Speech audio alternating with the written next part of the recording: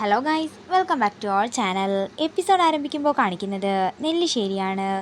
ഒരു കുഞ്ഞില്ലാത്തതിൻ്റെ തൻ്റെ വിഷമങ്ങളെല്ലാം മീരയുമായി പങ്കുവെക്കുകയാണ് അർച്ചന.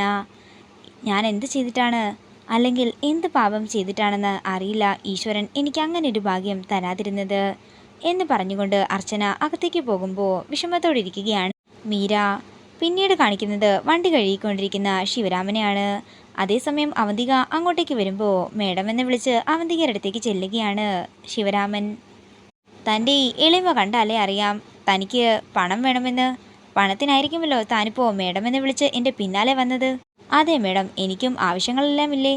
ഇവിടുത്തെ ശമ്പളം കിട്ടിയിട്ടേ അത് പലിശ അടയ്ക്കാൻ പോലും തികയുന്നില്ല.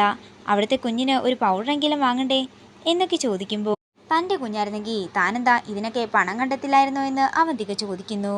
അങ്ങനെയല്ലല്ലോ മേഡം, ഇത് അതുപോലത്തെ ഒരു കുഞ്ഞല്ലല്ലോ എന്നൊക്കെ ശിവരാമൻ പറഞ്ഞുകൊണ്ടിരിക്കുമ്പോൾ ശിവരാമൻ്റെ കയ്യിലേക്ക് കുറച്ച് പണം കൊടുക്കുകയാണ് അവന്തിക.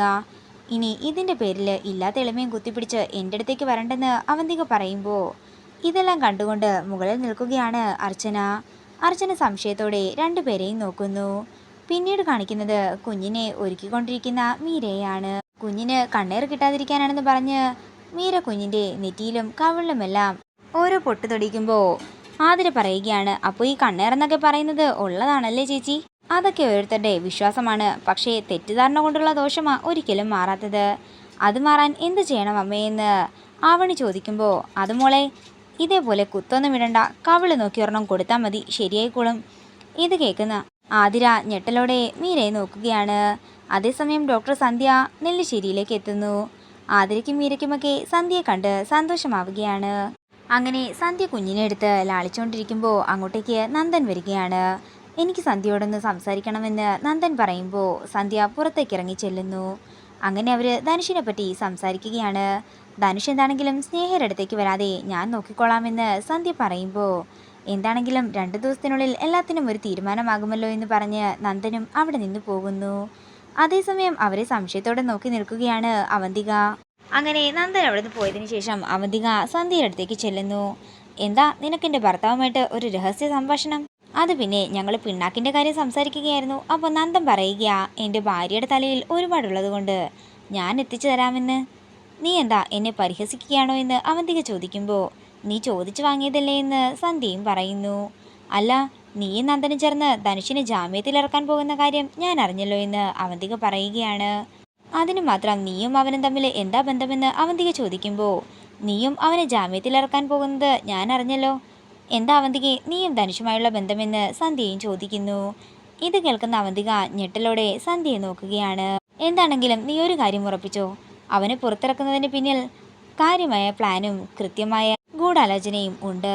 നിനക്ക് ഇതിലും കൂടുതൽ എന്തായി അറിയണമെങ്കിൽ നിന്റെ ഭർത്താവിനോട് തന്നെ പോയി ചോദിക്കാൻ പറഞ്ഞുകൊണ്ട് സന്ധ്യ അവിടെ നിന്ന് പോകുമ്പോൾ സംശയത്തോടെ നിൽക്കുകയാണ് അവന്തിക. പിന്നീട് കാണിക്കുന്നത് സന്ധ്യ അർച്ചനയെ കാണാനായി ചെല്ലുന്നതാണ്.